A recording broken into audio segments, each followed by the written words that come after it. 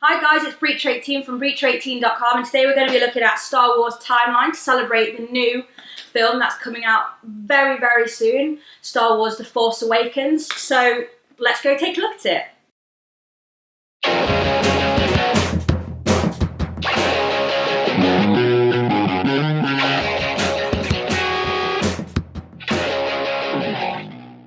So this is Star Wars Timeline. All you have to do is each player would be dealt 4 cards. 1, 2, 3, 4. And then we'd take the top card that's after everybody's been dealt 4 cards and turn it over, and this establishes the timeline. So just a few things I want to have a quick look at. So if you look at this card, it gives you some information. It just gives you a brief synopsis of what's going on in the scene.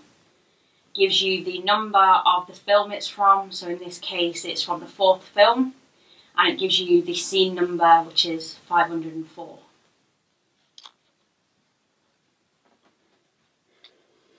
So what we'd do is we'd then look at our cards, and then we would place a card before or after this card here, depending on whether we think it happened before or after this particular scene.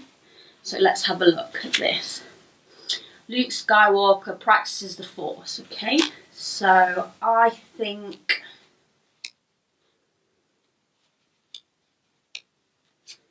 this one here, here they come, stormtroopers attack on Princess Leia's starship. I think that comes before, so I'd put it before here. And I'd turn it over, and I am correct in that. So this is also film 4, and it's scene 429.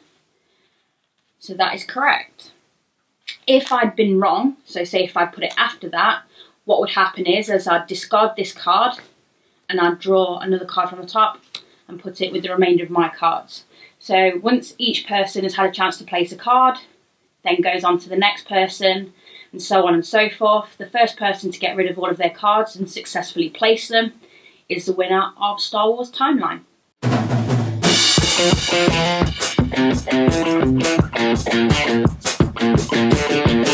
So, Star Wars Timeline, what did I think to it? I really liked it. It's a good game. I like all of the timeline variants, so this is no exception. Just a quick note for you, it's not actually compatible. It's a standalone game, so if you do have other timeline variants, you won't be able to mix this in, obviously, because of the way the scenes are done and the way they're spread out across the original 3 films.